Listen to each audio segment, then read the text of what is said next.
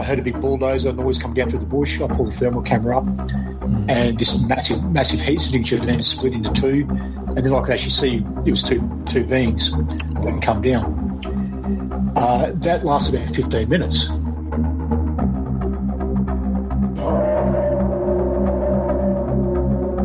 Hey everybody, and welcome to the Paranormal Portal Podcast. I'm your host, Brent Thomas. Thank you all for joining us, and special thank you goes out to all of you who continue to support the podcast and continue to spread the word. Always remember, if any of you out there have experiences of your own that you'd like to share, feel free to email me at paranormalportalradio@gmail.com. Again, paranormalportalradio@gmail.com, and you too could be a guest on the show.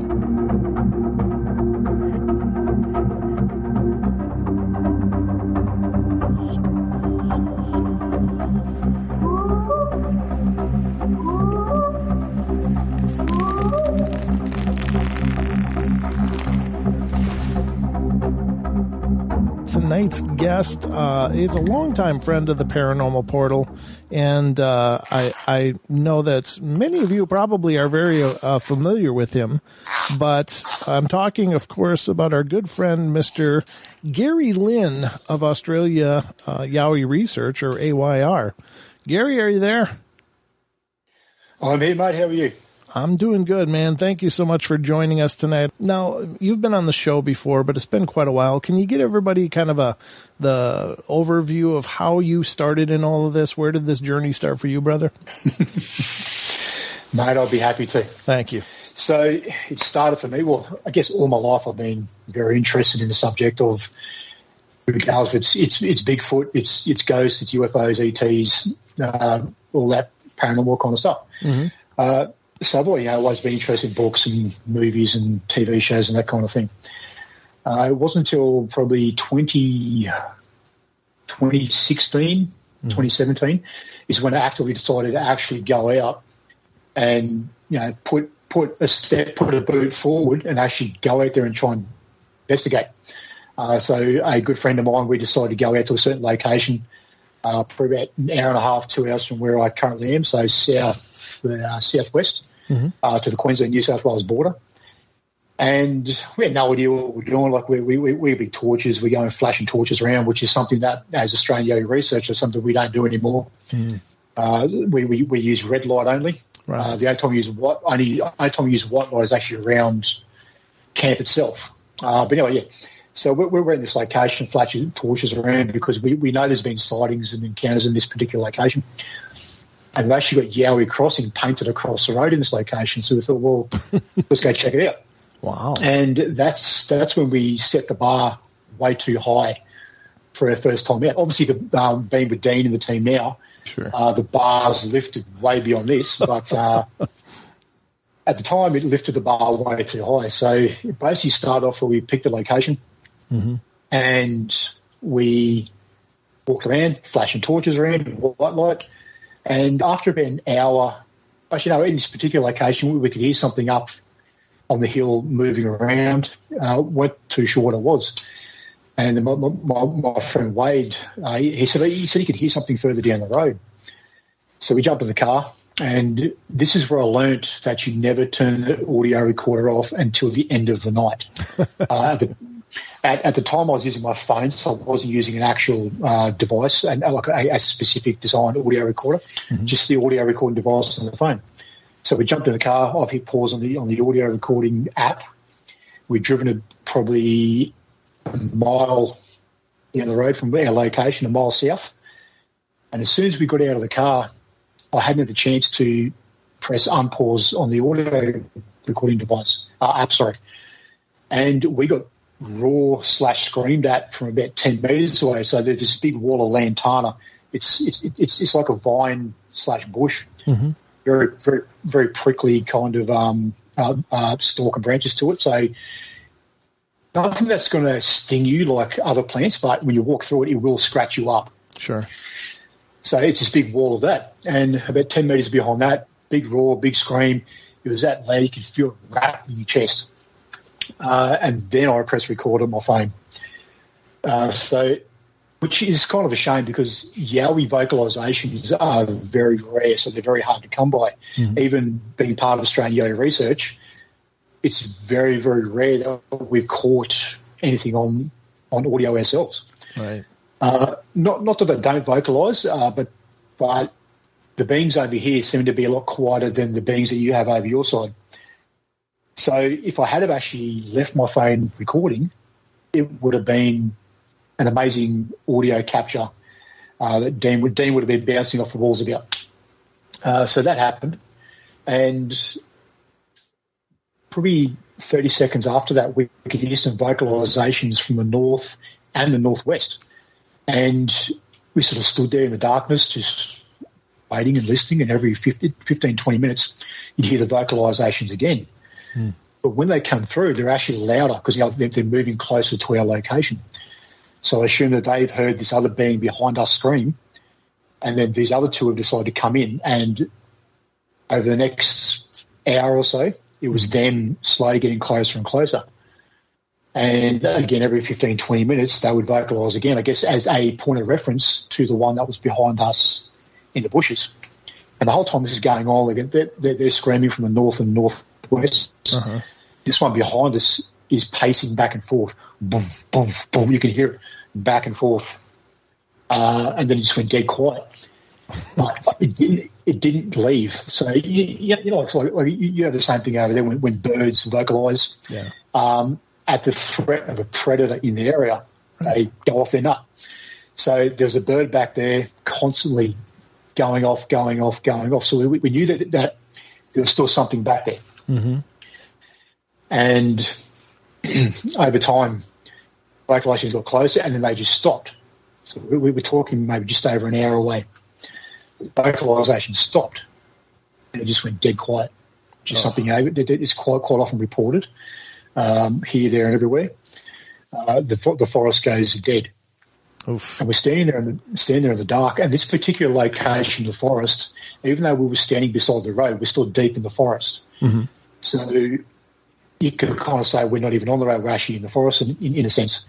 And we were standing about 2 metres apart, and it was that dark that particular night that we could not see each other standing in front of each other. Standing about 6 feet away from each other, could not see each other. It was that dark on this particular night. Mm. And we both had the heads of our torch on our chest. So there was no light escaping, but if we needed to, we could just flick it and bang the torches on. All of a sudden, I started to hear this buzz that would surround my head, like 1,000 mosquitoes swarm your head. Wow. I had no idea what it was. So am I seeing things? So I decided I knew where Wade was standing. I just couldn't see him.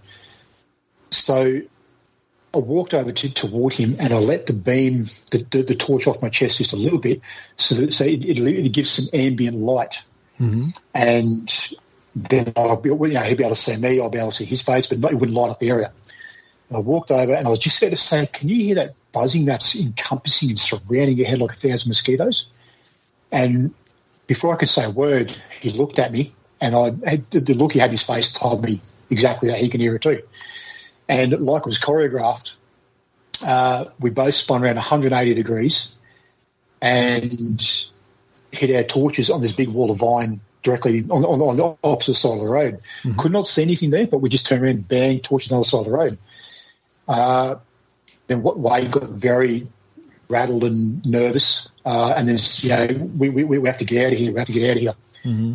And we jumped in the car and left. And that was at the time when Brian Sullivan, Duke, was still kicking around on Facebook. Mm-hmm. So I sent Brian a message because at this point in time I'd heard of Dean, but I wasn't carrying his backpack like I am now. So I've contacted Brian and said, mate, this is what happened.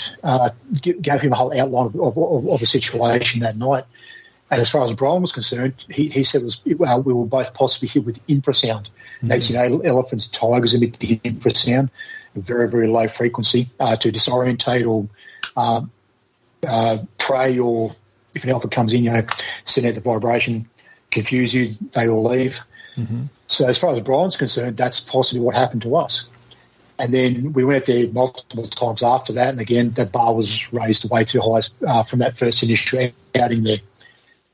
And then Yeah, we kept going here or there, a few other different places, including Springbrook, where the thermals were taken.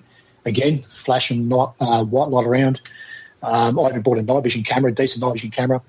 As you know, like they emit an infrared beam, and as we've worked out, these beams can see infrared. So again, that was no different to a white light, Right. So, and then I was again being able to live in the mountains. We myself and mates ride bikes, so super sports. Sure. And I was on the way back up the mountain one day to come home, and as I'm going up, this car's flashed past me. I saw a number plate was Yowie, so we obviously know it's Dean's car with a Yowie number plate. So I've spun around on the gas, back down the hill, not speeding to catch up. And I caught up to him, not speeding, and grabbed the bike and waved him. He pulled over, and I said, "Oh, you're that Yowie guy, aren't you?" Yeah, that's me. And of course, he's confused. He doesn't know what's going on. This guy on the bike's pulled him up, and what's this guy want?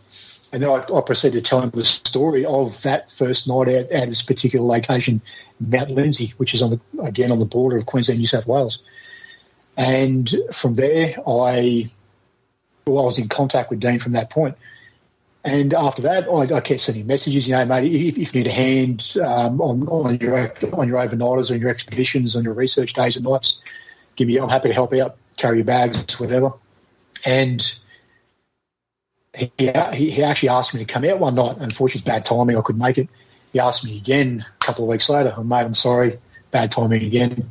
And the third time, he asked me, and I said to the wife, I don't care what we've got on. It's getting cancelled. I've already said no to this guy twice. Yeah. I'm going regardless of what happens. And it has kicked off a whirlwind of adventure ever since. Yeah. You guys are absolutely machines, and I've watched several of the videos showing you guys going out, and I mean, it's no joke. Some of the jungle and forest areas you guys are in, it's rugged.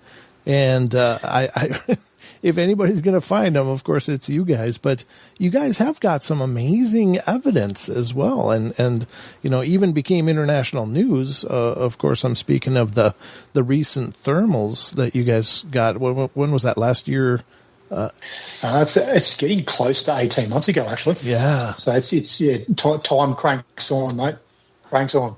I guess one thing that really surprises me, and I've been out a little bit looking for Bigfoot. I was just taking part in a documentary just a week ago, at least a part of it, and it's a whole different world. I mean, it's one thing to go out into the wild areas when you're, it's picnic time or it's, campground time, but when you're out in the real thick stuff, it's a different world. I mean, I felt absolutely out of my element completely, and it's intimidating as hell. But for you to go out the first time and have something screaming at you and calling in their buddies, I mean, that had to have been horrifying. That's one way of looking at it, yeah. But you stuck it out, though. You stuck it out. That's incredible. Well, I've always had a thirst and a passion for this. Well, these days I call it the real side of life, not this techno concrete jungle that we're all programmed to be in now. Right. This is the real world that we live in, and I think these topics and these subjects have always been a normal part of life, but in this span of the human civilization, like as Graham Hancock says, we're a civilization with mass memory loss. Right. And I think this has always been like a normal part of the human world. But again, this chapter, it's all been blocked out. It's been forgotten about. So I think it's been rediscovered. Right. No. And again, you can't do the research, sitting on the couch at home. Right. You need to go to these locations. You need to go check out the locations. You need to work out the terrain and the surroundings and where these locations link up to certain encounters and sightings. If something happened on the back of a property, what is the closest cave system, water system area of cover, as in forest or thick bush, closest to this area? So you have to go check these places out. Right. Sometimes it's an easy walk. Other times it's a pain, like really dropping deep into these valleys and whatnot. And Dean's not the most happy person with heights. And when I say that, I don't mean every situation. Sure. Certain situations, like crossing over the top of waterfalls and whatnot. There's certain situations where you go cross a waterfall this way, and then we get split up, and we'll sort of find each other and come back about 100 metres back down the hill or something like that. And it literally is hours of blood, sweat, tears, probably mostly from Dean. Dean cries a lot when we go out. No, he doesn't. He doesn't. No, that's great. But yeah, like it literally is a lot of blood and sweat and time. That can be like the hard part sometimes when we do go to a location and it's taken us hours to get there, pushing through vine, not only lantana that scratches you up, but other vines that do have toxins and whatnot. And oh, geez, itchy and sore elbows or shoulders or knees or neck or whatever scraped through these bushes and whatnot. And we get to these locations and find, and also footprint, or we find these amazing tree structures, or we find, like, the intricate symbols that we find, or the glyphs, or symbols or glyphs, whichever way you want to call them. Right. And then we post them up, and people are like, "Oh, that's fake." That doesn't happen. And it is tough when the team has just spent hours and hours pushing through the bush. Yeah. Down valleys, up cliff sides, like literally going deep into these areas. And as you said, like with these thermal images, technically that was twice confirmed, possibly a third time on thermal camera as well. So the thermals that you're speaking of, that actually kicked off from a let's call it an adventure on a dam that was down below, where we decided to go on the kayaks at night time and kayak to the very other end of the dam, which was a night that was filled with footprints and eye shine and strange light objects flying over the top. And then when we like 4:30 in the morning, we decided we're heading back across the dam. Of course, I'm last, so we're pushing the kayaks across the mud to actually get to deep enough water that you can use a kayak. And because we've had footprints, we've had eye shine that we worked out was about 10 foot tall. Jeez. Which 3 of us saw, and then Buck and one other guys that used to be with us, he and Buck both heard this big being move off up the hill when they went to investigate. We worked at the height of the eye shine. I found some footprints in the sand and whatnot. Of course, those feelings in the back of your mind when you're getting back on the kayaks and you're the last one, and it's pitch black behind you. you can't run because it's thick mud, right? And you're trying to get in the kayak as quick as you can. So then we get back to the other end of the dam to get back out, and it's then about a 3/4 of a mile walk back up a road to get to the cars to put the kayaks back in the van and that kind of thing. And once doing so, go up to the van. There was some movement across the road in the darkness. I didn't think anything of it. And then when Dean come up and brought his kayak, Dean heard some growling and some grumbling. And then that kicked off what's going on that ridge line directly across the road. And so myself and Dean went back one day just to actually check out the location. And as we do, we always go in unprepared unless we actually set up and prepare for it. So when I say that, we'll go meet up and check our location just to get an idea of the area, not actually go bush. And next you climb to the top of a ridge and you're like, oh, probably should have brought some water. Hey, yeah. Okay, well, let's just go just that tree up there and suss that out. So we go up there. we just, let's go to those bushes. Let's go. You just keep going and going. Next, you know, you're a mile and a half up this ridge line. No water, no nothing.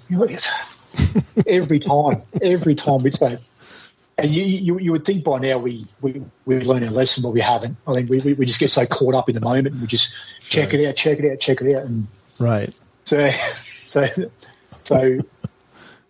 that's what kicked off the investigation on this ridge line. Sure. And then we came back another day with 3 of us, and we actually hiked this ridge line, got to the top of it, found this very rarely used trail up there. Mm. And we found another access point on the eastern side of the mountain.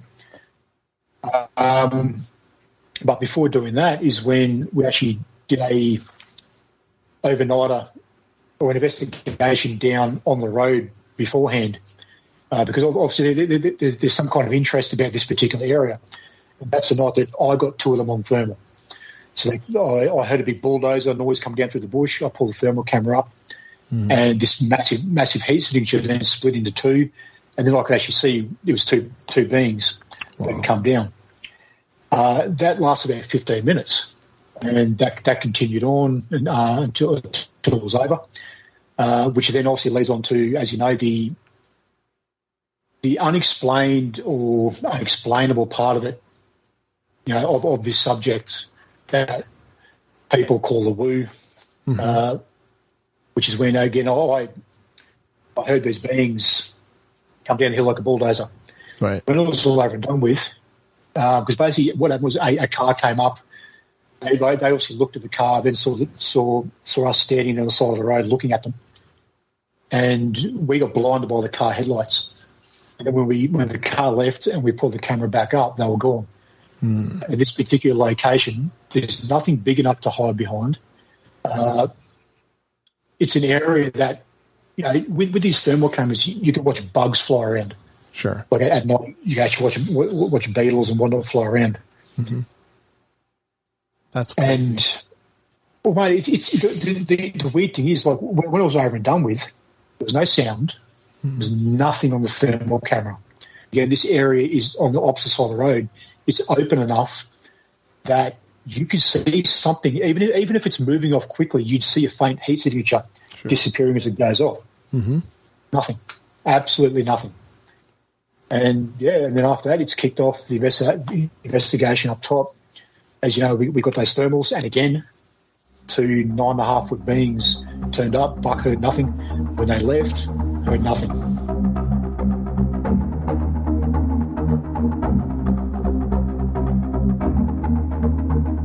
These beings are not given enough credit for their intelligence as another type of people. Mm-hmm. They still don't get enough credit for how smart they are.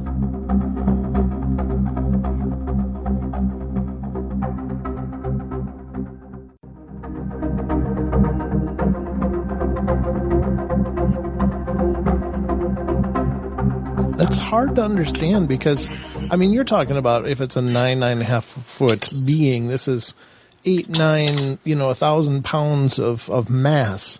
And a lot of this area they're not groomed. There's branches and leaf litter and, all kinds of obstacles, but it's such an amazing thing that they can traverse that so silently. And it does make you kind of go, well, maybe they're doing it in a different way than we understand. And I don't mean just physically. I mean, like, maybe there is different, parameters that are involved in this that are just hard to wrap my head around, Of course, everybody's heard about the woo. Everybody hears the reports and people have witnessed it. I've talked to many eyewitnesses.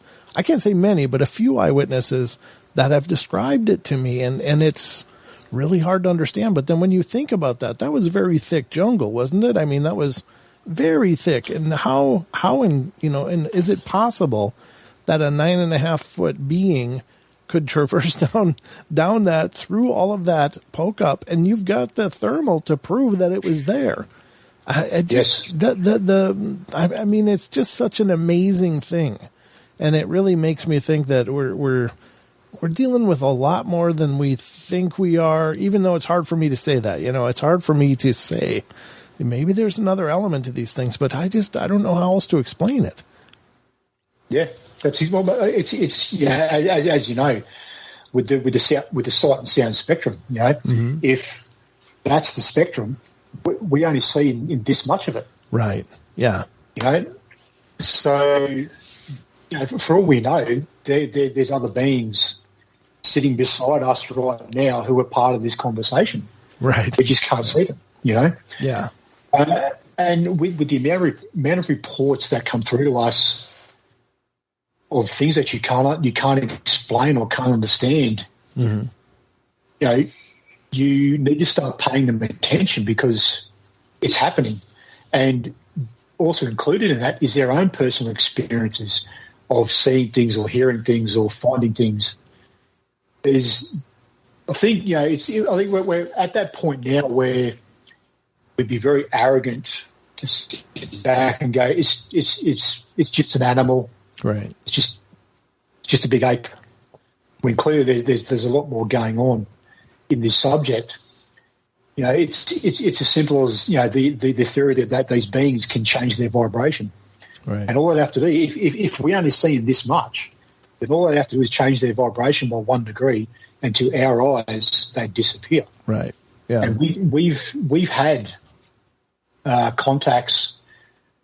Look, I think Sarah might have spoke to you about it as well, about a bow hunter who saw one dematerialise, and he then had to walk through that area, very, very short time after, and there was nothing there.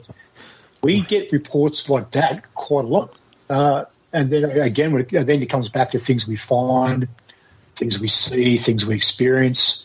Like that particular area that Bark got those amazing thermals. There's something about that area that has high significance. We've had a lot of strange encounters, strange findings, strange happenings in that exact location since the thermals were captured. It was not long ago that myself, Shannon Guthrie, who's part of our team, who almost hit one on his motorcycle going to work about almost 2 months ago, which that was a funny story. I guess for us it's funny, but for him it's a bit raw. Sure. So myself, Shannon Guthrie, and Wade Matthews, who's part of the team as well. We're at the thermal location.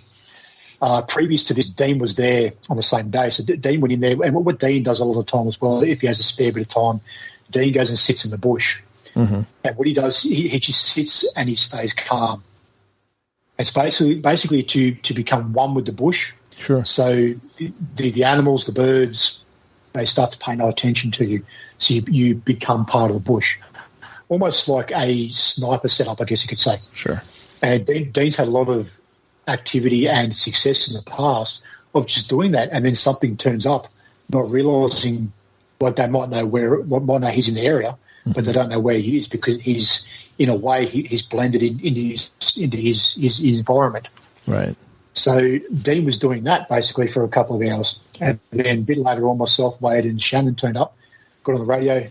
Dean, we've arrived. We just where the cars are parked. So Dean has a good idea of how long it's going to take us to get to base camp.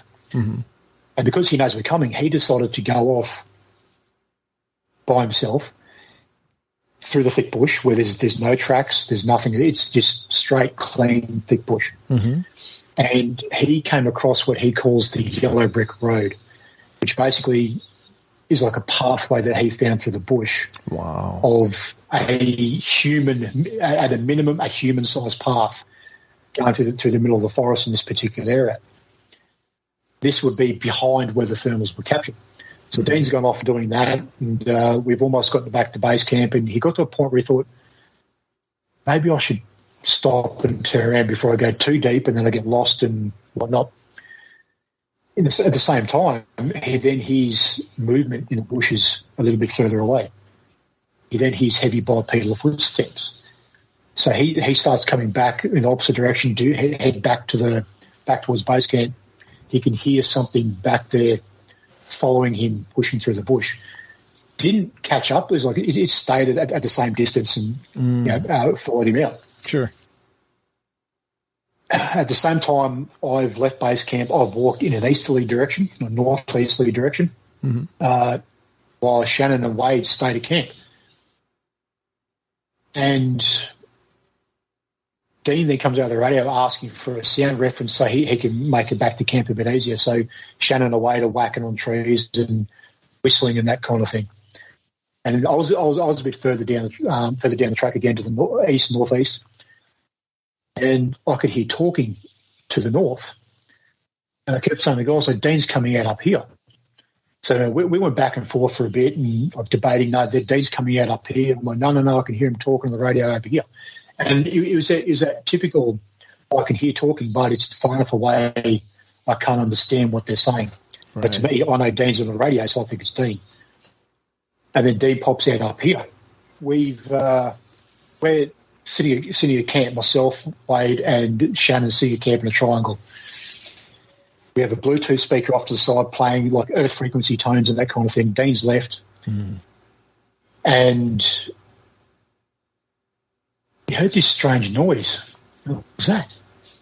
And there's a whoo, whoo, whoo, whoo, whoo, and something at the back where the thermals were taking, something cranked off at speed, making a whoo, whoo, whoo, whoo kind of noise. Oh. That made us like, what is that? And then this massive thump, like a log or something heavy got dropped on the ground. That made us stand up. Straight away, we've gone and grabbed the thermal cameras. We're walking up the track with thermal cameras. And seconds after that, we hear a marsupial screaming in agony or screaming in pain. Ooh. So we're walking up the track and there's no other sound apart from this marsupial screaming in pain. And this is in the exact location where the thermals were captured. So we're walking up the track in a line. We had two thermals, so Shannon's got one at the front, I'm in the middle, and then Wade's behind me, and he has a second thermal camera. We walked probably 100 feet west from camp up this trail, scanning the thermal cameras around. There was nothing. Like, it's the same location that Buck got these thermals. Scanned with two thermal cameras to try and capture some kind of heat signature. Again, we can hear this marsupial screaming in pain. Oof. And after, say, another 30 seconds, I've turned around this way. I'm talking to Wade. And what we're talking about is Wade said, should we go in to where this screaming is coming from?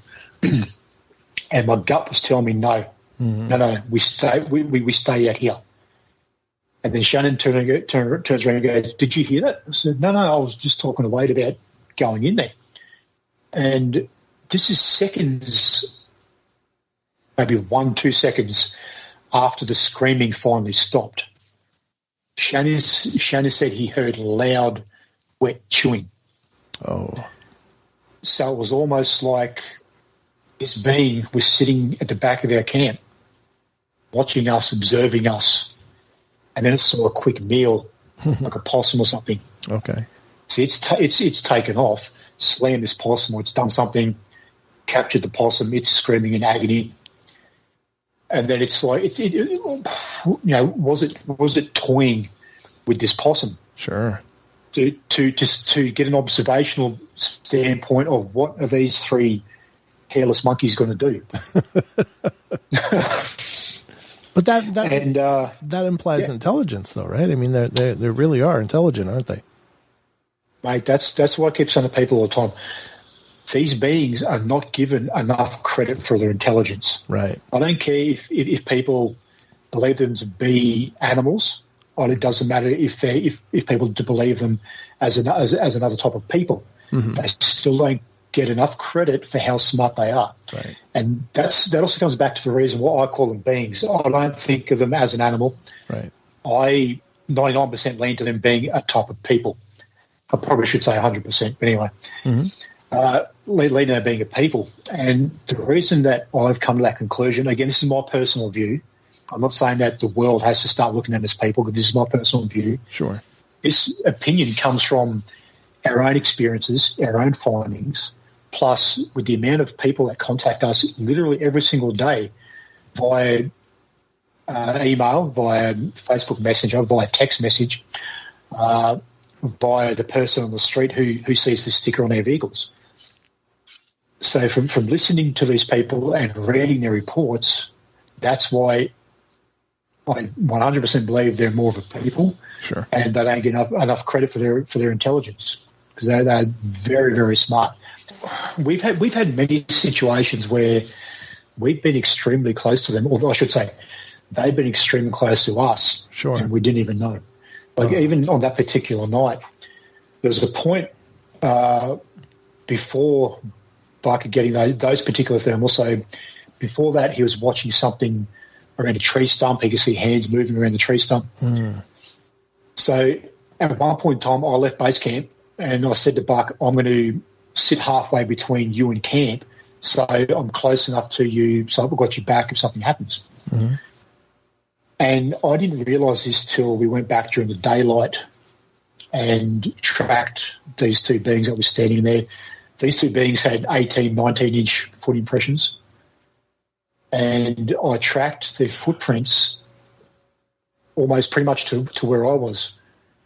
So sometime before Buck captured them, they were standing behind me. So there was a big, massive tree about 10 to 15 feet behind me to the right.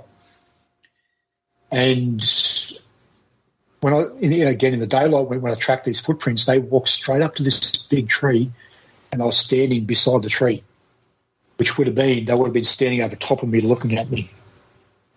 So that's one instance. I heard nothing at all. Are you guys do you guys encounter the smell over there, by the way, the skunky smell? Yes. That does happen? Yes. Okay. Yeah. I've smelt it 2 or 3 times myself. It's not always reported. It's a bit of a misconception that people have, that every time these beings are around, they emit this smell. They don't. Okay. If anything, we had more sightings and encounters without the smell than with the smell. And even the interactions I've had, again, like I've only smelt them 2 or 3 times, and I've had many interactions, found many things, heard many things, been very close to them, or had to move off, or the vocalizations, or the talking/mumbling. It's not often reported. Right. Even on another night in that same area with the thermals, when you leave camp and head in the east to northeast direction, it goes down to a fork in the road. And what we do is we try to always have even numbers so we can pair up, mostly for safety reasons. So you're out there in pairs, not out there by yourself as much as possible. And we're doing it one of our exercises where we go to the fork on the road. Dean and Buck go to the left, and myself and Shane go off to the right. We walk another 3/4 of a mile and just sit in the bush and just wait to see if something happens or whatnot. Sure. And we've headed down towards this fork, and Dean goes, "Oh, we forgot to fold out stools. Who wants a stool?"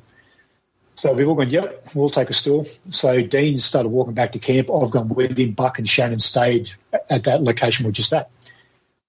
And what I do when we go out, I won't tell you I'm doing this, but I will do it naturally. So I will mimic your footsteps. So to anything listening, it sounds like there's one person walking as opposed to 2. Oh. And again, if I do this and I tell you about it, subconsciously you're going to be thinking about it, then you'll start to mix up your footsteps. I've seen it happen. So these days I just do it naturally. I'll walk with you, not around you as such. Sure. And I'm bigger than Dean. I'm wearing a hoodie, and Buck has the thermal camera. He's panning around. There's a possum over there. There's another marsupial over there. Mm-hmm. And we're just about back at camp, and Buck comes over the radio and goes, "Did one of you guys just run off into the bush?" We're together. We're just coming back into camp. And he goes, "Yeah, but did one of you two just run off into the bush?" No. And then you could hear Buck wasn't too impressed. I'll leave it at that. And what happened was, as Buck's panned around, he sees a being that he thought was me walking behind me, say like 10, 15 feet behind me. And because I'm walking behind Dean, and I'm bigger than Dean, so he couldn't see Dean in front of me because he could only see me. Right. He then thinks that I'm Dean, and that's me behind me, and then I've run off into the bushes. I heard nothing walking behind me, even when it went into the bushes. I heard nothing. Wow. I can't explain it. Like I didn't. The only thing I had in my ears was one ear, which had the earpiece for the radio. Mm-hmm. That was it. Like I had nothing else muffling, stopping sound. I heard nothing. Wow. So yeah, we've had many times where we've been super close, or we've been paralleled out of areas or whatnot. But that probably wasn't a huge one at that point, then, right? It would be a smaller one, yeah. Yeah, when we say small, we're still talking 6 to 7 foot. Right, yeah. That's true. In scale. Just a little kid. Yeah, it's a little toddler. Yeah. No, that's amazing.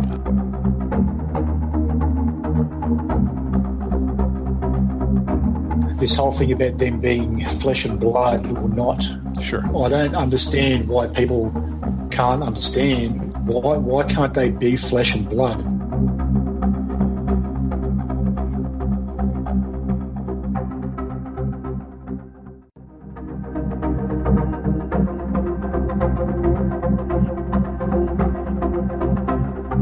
I got another question. Oh, I'm sorry. Go ahead. Yeah, go for it. All right. Go for it. All good. It's from 12 Pearls in our chat. Says, Gary, any time loss or phenomena when you know they're around? Any time loss or other phenomena like that when you know they're around? I can't tell you, because when we do go out, I love the fact that we're in the forest or we're in the bush and we're connecting back to Mother Earth. So I rarely look at my phone. I don't wear a watch. Okay. I'm not a fan of wearing watches and stuff like that. But I rarely look at my phone. So I'll only actually look at the time if it's a specific question, or from one of the other team members, what's the time, or a specific reason, I'll see the time. So even on night expeditions, camera phones don't take good photos at night. So for the most part, my phone sits in my camping chair. So the only other strange phenomena I can speak of would be UFOs. We've had it multiple times, and this comes back to, is there a ET Bigfoot connection?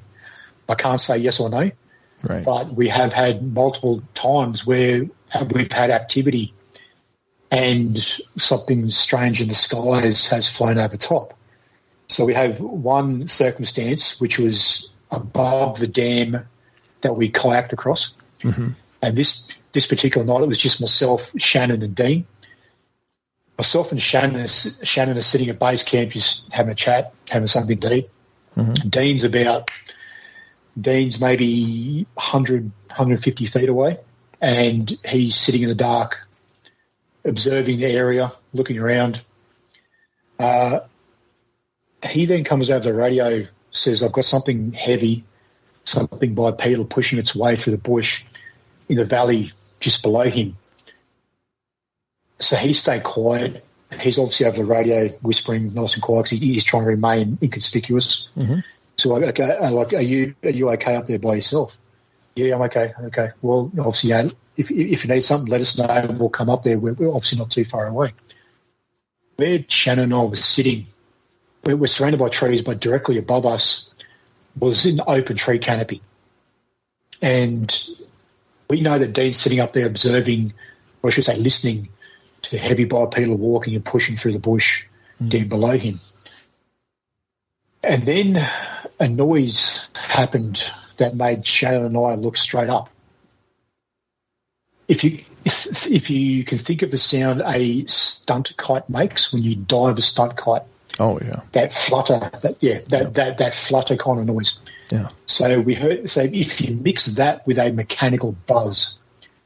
So we've looked straight up, straight away. Again, it's an open tree canopy above us. Mm-hmm. And what we observed that flew directly over top of us which in line of sight would have been directly over top of Dean, directly over top of this being walking down below Dean, was a big black V. No lights, nothing, no lights at all, just a big black, satin black V directly over top of us. And I'm talking, height-wise, 100 feet above us, about that. I looked up. Did you see that? Yeah. Yeah. And then, once we both spoke about what each other saw, what did you hear? Yeah, we both did the same thing. Mechanical kite, buzz, big black V with no lights. And it just kept going. Wow. Directly on top of us. So we've had that. We've had other strange lights in the sky fly over the top in certain areas where we've had a bit of activity. Like even that night when we did kayak across, when we had the eye shine, the foot impressions and whatnot. Mm-hmm. Same night we had two light objects fly over the top of us, and the four of us saw that. So time loss, again, I can't say because I rarely look at the phone. Okay. For time because I enjoy connecting back with Mother Earth and escaping our technological world. Just reconnect. And yeah, that's pretty much it. Like we have some very strange sounds that we do hear. But as far as outside paranormal type events, yeah, UFOs. Wow. That's really wild. And a lot of people are making those comparisons too. And it's anybody's guess. Of course, nobody knows. They could be hopping out of UFOs or, I will tell you that one time I got a report from a person and the person went on to describe this abduction situation they were in. And it came initially as a dream, but as they're describing it, I'm like, I don't think this was a dream. Because of the details that they named in this experience. But one of the interesting thing is that they found themselves in this room, this real weird room, and the person was sitting on a table, kind of just sitting up on a table, and just kind of came to in that position, and looked around the room, and then realized there was another table in that same room, and there's these weird beings running around in the circumference of this space. But on this other table sat what this person described as a Bigfoot, and she said it looked at her, and she could see the wisdom in its eyes, like it was very much realizing that it was in this situation. It wasn't an animalistic thing. It was just like, oh no, it was this look of recognition, like, yeah, we're both in this situation. So to me, it suggests that, if these extraterrestrial or other dimensional intelligences are coming and abducting people, and obviously they're carving up cows all the time and they're doing all kinds of other stuff, God only knows, but why wouldn't they also be checking out these other people that are running around, and they could be investigating them just as readily as they're investigating us. And it makes sense to me. I will say that of all of the behaviors that continually come up in Bigfoot reports is Yowie is their curiosity. They are so curious about things. They will check out campsites. They'll watch people. They'll look in windows, as we already discussed tonight. And they definitely want, they're very intellectually stimulated by things. And so if they're seeing something in the sky, of course they're going to come out and look at it. And my position, and it's just an idea, they could very well be coming from some other reality, and I don't know for sure, but it just occurs to me that, they're very interested in what we're doing. And so just, if you see a UFO go over and all of a sudden you're seeing a Yowie or a Bigfoot, one doesn't always equal the other. It's just, it's just the idea that they could be interested in seeing that too, going, well, what the hell's that? I don't know that one equals two in this case, but maybe it does. I'm not discounting the possibility, but I don't think that we know enough to have any conclusions, I guess is my point. Yeah. Again, that comes back to, we need to stop being so arrogant and acting like we know what's going on. I'm sure there's government aspects, or we know for sure government knows about them, both here and over your side of the fence. But we need to stop being so arrogant. Like, so many amazing things happen that we can't understand and we can't fathom. Mm-hmm. We can only accept it. We just have to stop, again, being so arrogant. Sure. And that's why especially myself, that's why we will try use our research in different avenues in different ways, not just the one singular avenue. Because I don't think that's the way to go about it. Like especially with the amount of reports that come through of extraordinary things that do happen. Right. You need to use all that with your research, and not just go, no, that doesn't happen. This is how we do it. This is the way it's meant to be done. It's not. You have to be understanding and accepting of different attributes. I'm not saying that people now have to start believing in meditation and energy work and vibration and whatnot, sure, and interacting with crystals. Like, again, like we interact with crystals. I have one right, if I can pick it up. That little one. This one right here, little clear quartz. Mm-hmm. They had a location. They took that one and a smoky quartz for about 3-4 weeks, and then returned these crystals in this fern arrangement. We even gifted a selenite crystal, and that, which is, it's hidden. Selenite crystal, which did not return, so they liked the selenite. We've tried to gift human objects. They move them around at a particular area, but they never took them.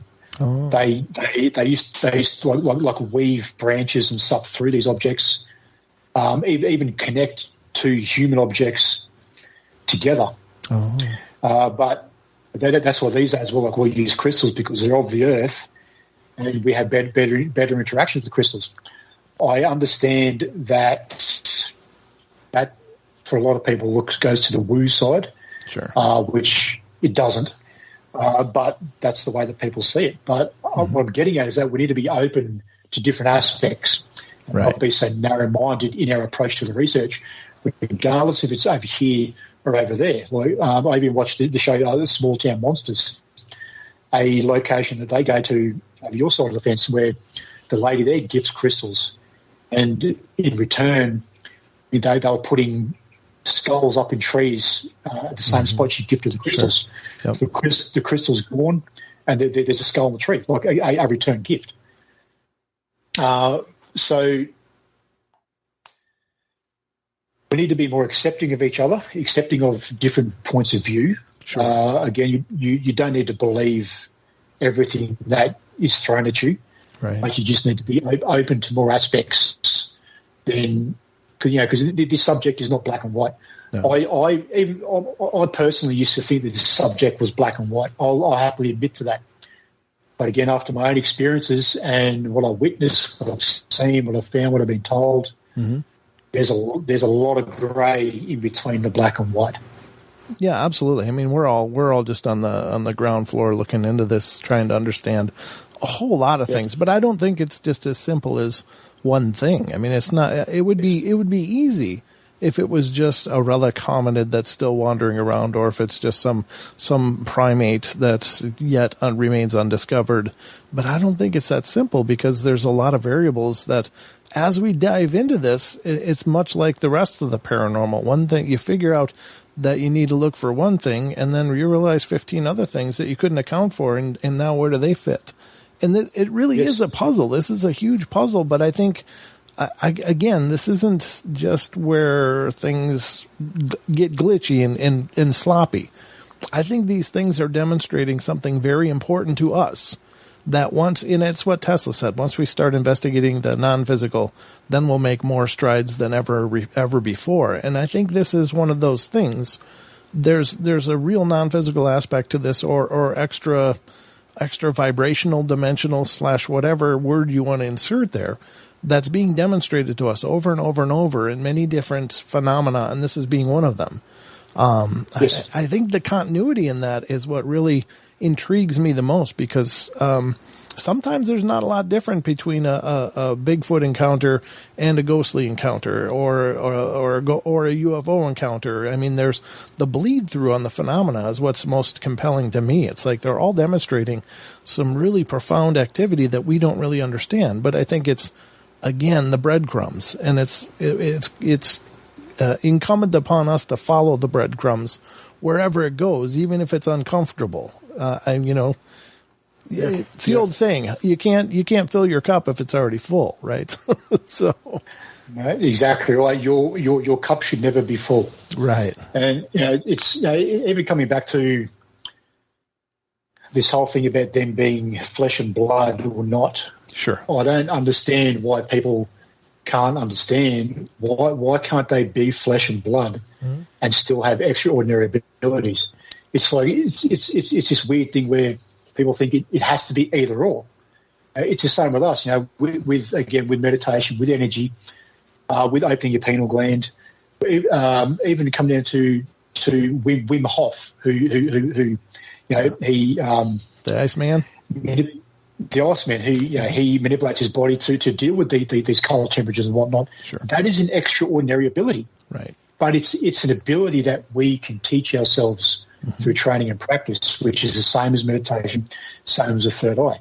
So being that is an extraordinary ability, I don't understand why people can't merge the two together and see that Bigfoot / Yowie is flesh and blood and might actually still have extraordinary abilities at the same time. Right. And I've noticed a lot of people's thinking change when you speak of it like this, because beforehand they were very, it's either or. When you start to have this exact conversation, you can see their mindset change, and they start to look at it from a different aspect. That's important, very important. Yeah, I would say. I've been throwing around this pet theory of mine lately, Gary, and I'm going to bounce it out there for you to let me know what you think about it. But what if the extraordinary part of this is not in these phenomena, but what if it's in us? In other words, what if we're somehow transitioning ourselves vibrationally or frequency-wise to be able to perceive them in their natural state? And then, when they're phasing out, it's us phasing out of the awareness of them. Maybe it's something in us. I mean, maybe there's some trigger that we're tapping into, whether, whatever does it, I don't pretend to know. But maybe it's our awareness that is expanding, and maybe that's why there's a bleed through in all these phenomena, because all these phenomena are doing is existing in their normal state, but our awareness is expanding to be able to receive them and then not. What do you think of that? Mate, I heard you ask Sarah that last week. Yeah. And it excited me. And it's, the global vibration is rising. People are starting to wake up. People are starting to see the world for what it actually is. And I think that theory, I think that holds a fair bit of weight. I mean, once you open yourself up to the world, you start to see the world for what it actually is. And if there's also a situation going on at the moment where apparently the North and South Pole are actually coming closer together, not by massive amounts, but they are moving closer together. When I say that, I don't mean like this. I mean round like this. Sure. And if that happens, it creates a thinning on the backside of the planet, which then lets in more universal energy. And in turn, the ley lines on the Earth have actually changed. And scientists have actually found, I think, an extra 2 ley lines since this situation has actually started to happen. So there's so much going on energy-wise, and with the Earth itself, regardless of us, just the Earth alone is going through so much. So I think once we can open ourselves up to that energy and that vibration, I think your theory holds a lot of water. It's us momentarily elevating to their vibration, which is why we see these phenomenal things.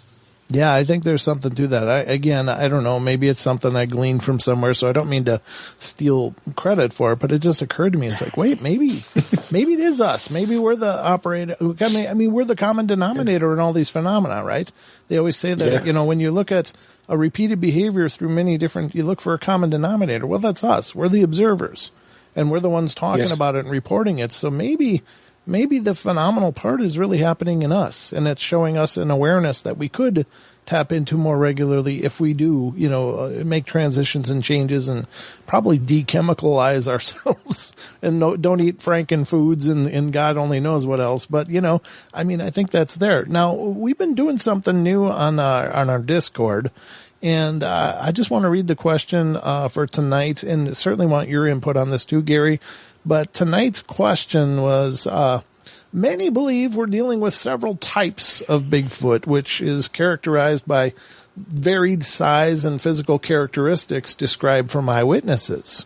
Do you believe there are different types, or is this just an example of the biodiversity in this race, much like human beings?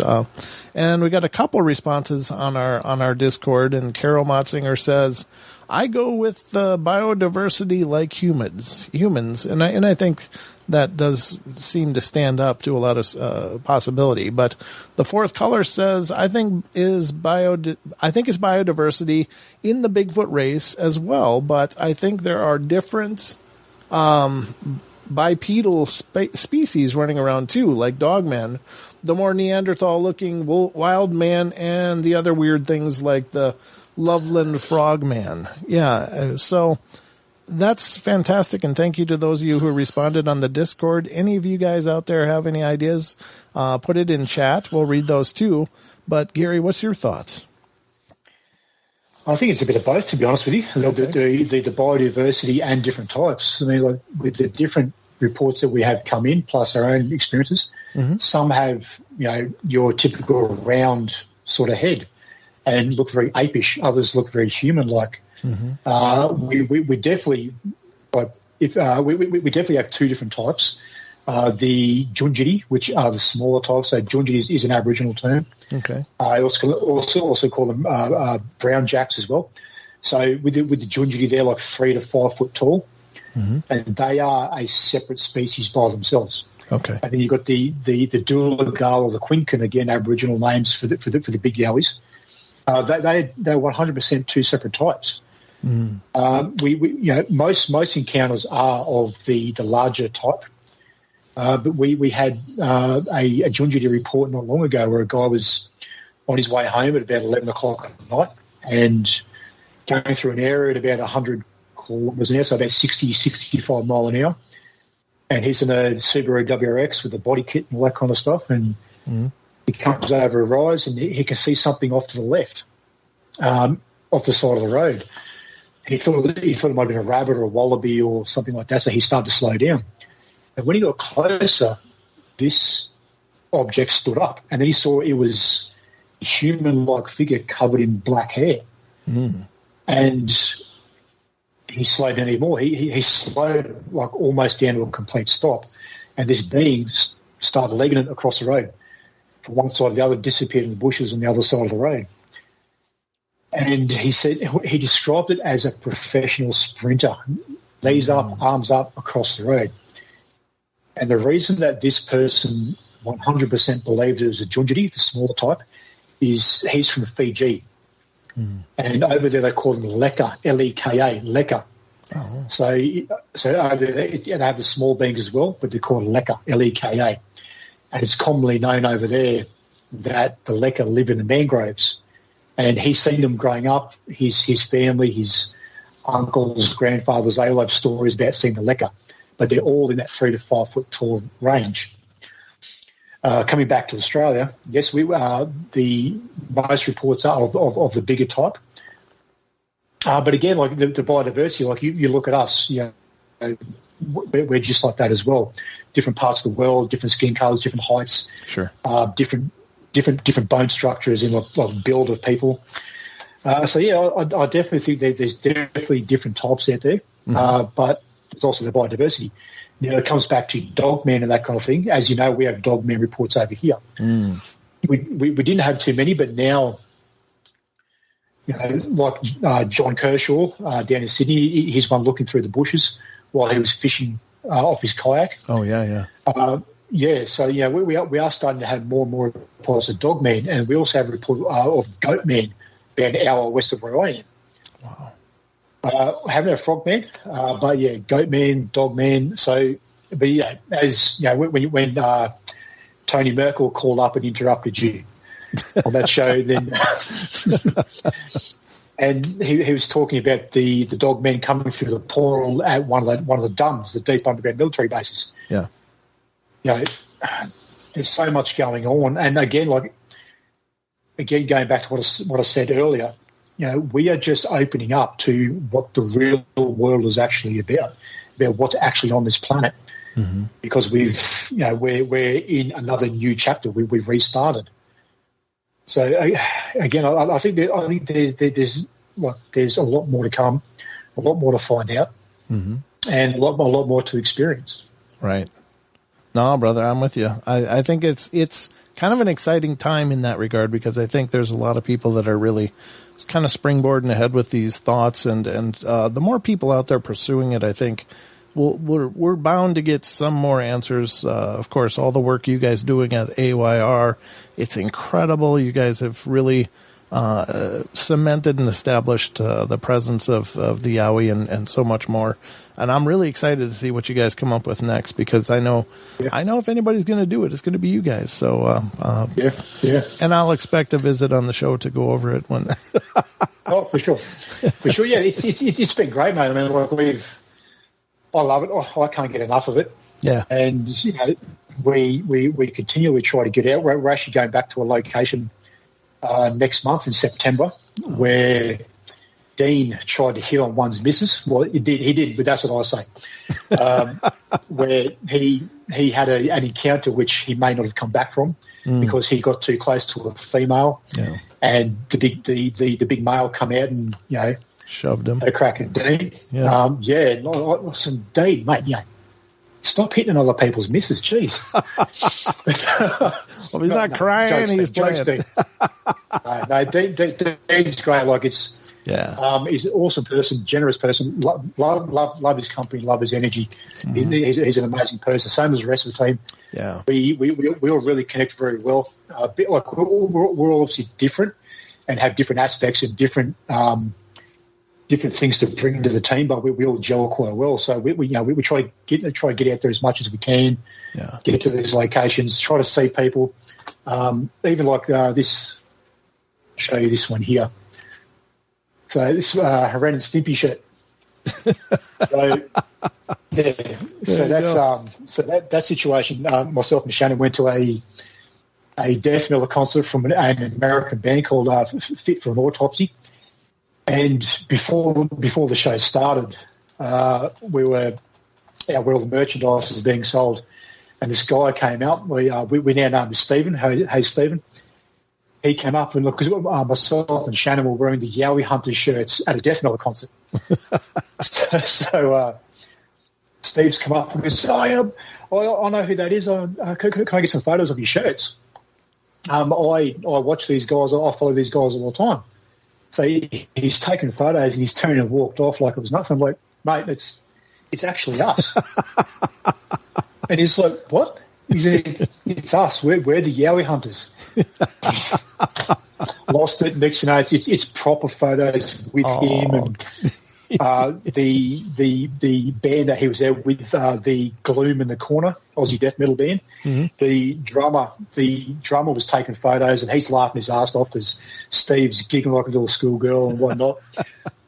Which we actually got a shout out of the show where the singer said, if they sell all their merchandise, then the drummer is going to go Yowie hunting naked with us, which that'd be interesting to see.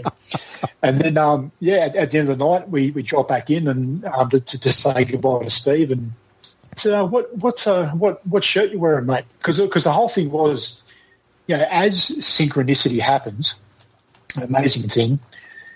That day on the way up to Brisbane on the tour bus, he was showing the guys band our thermal images and our videos on YouTube. Yep. And then next that night, here's the Yowie hunters at this show. So at the end of the night, I walked up and said, what kind of shirt you wearing? He's like, I ran a Stippy shirt, so I'll swap you. He goes, what? I'll swap you. So ripping shirts off. Uh-huh. Hence why I got it's sorry, Steve, but it's a little bit small, mate. So I got his red and Stippy shirt that he was wearing, and he got my Yowie Hunters t-shirt. Yeah. So it's awesome. Like the words slowly getting out there. It's becoming more and more of a normalised topic. More and more people are happy to come forward and talk about their experiences. And as you know, Dean started Australian Yowie Research because when Dean had his encounters many years ago, he had nowhere to go. Obviously, there was stuff going on in the US with Bigfoot activity, but there was nothing reported or documented over here as such. Sure. So that's why Dean started Australian Yowie Research because, again, there was nowhere to go. So now we are a safe space for people to come to. For sure. Regardless who you are, if you're the average Joe or a police officer, military, scientists, doctors, which we do have all those kind of people contact us. Mm-hmm. Obviously, they remain anonymous. But all walks of life come through and tell us their stories, tell us their encounters, tell us what they found, tell us what they saw. And it is literally every single day that we are contacted from people, not only around Australia, but even from the US as well. We have people from the US contact us to tell their stories and their encounters as well. Mm-hmm. It's an amazing thing. We just keep going. It's great. We love it. Can you give everybody the rundown of your links and stuff, where to keep in touch with what you're doing, where to check out the YouTube videos? Yeah, so on YouTube, if you go to Yowie Hunters Witness Reports, you'll find our documented videos on there. So being a documented video, you get to listen to the witness interview, plus Dean and Buck with his amazing illustrations does a visual reference as well. So you can not only listen to the interview, but you can actually watch an illustration of what's going on as well. I think there's 180, 190 interviews on there. Oh, yeah. Plus some other expedition videos. You should be able to find the thermal videos as well. Mm-hmm. The website is yowiehunters.com, and Facebook is Australian Yowie Research Official. Yes. So those three different platforms, go for it. There's plenty of stuff you can look at. The website is packed with knowledge. Yeah. There's an interactive map, which I think if we updated to every report that we got and every interaction we've got, the pins on that map, the whole eastern side of Australia would just be one big pin. Yeah. So it's not even close. Lots of activity. It's incredible. It's incredible. Well, I'll tell you what else is incredible, having you on the show, brother. It's great to have you on here, and thank you so much for making the time and making this happen. And again, ladies and gentlemen, we appreciate your patience as we work through the audio issues. But as you can see, it was worth the wait. It was worth the wait. It's been an absolute pleasure, brother. I'm already having calls to have you come back. Oh, can you come back again? Oh, I'm happy to. Like, I don't shut up about this subject. Like, it's consumed me. Like, it's people. The mountain I live on, people know me as the Yowie guy. Yeah. My nieces and nephews call me not Gary. They call me Gowie. So they put a G in front of Yowie. Gowie. I'm Uncle Gowie. Uh huh. Well, very cool. It's. Well, bring it on, mate. It's been if you want me to come back, you say when. I'll line it up. All right, brother. Well, you know that's coming. We'll definitely have you back and keep us posted as you get out there and find new stuff, man. That's always exciting. Definitely. All right. Definitely, mate. It doesn't stop. There's more to tell you. I'm going to come back. All right, man. We'll have you back anytime.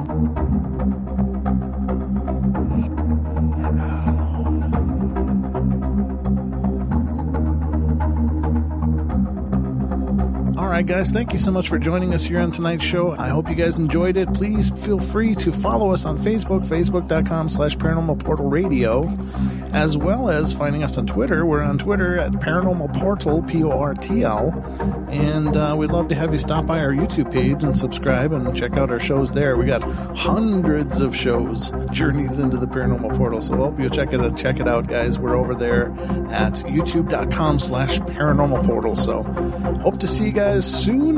We'll be back, of course, for more podcasts in the coming days. So we love you all. Be good, be kind, be nice. Take care of each other. Help each other out.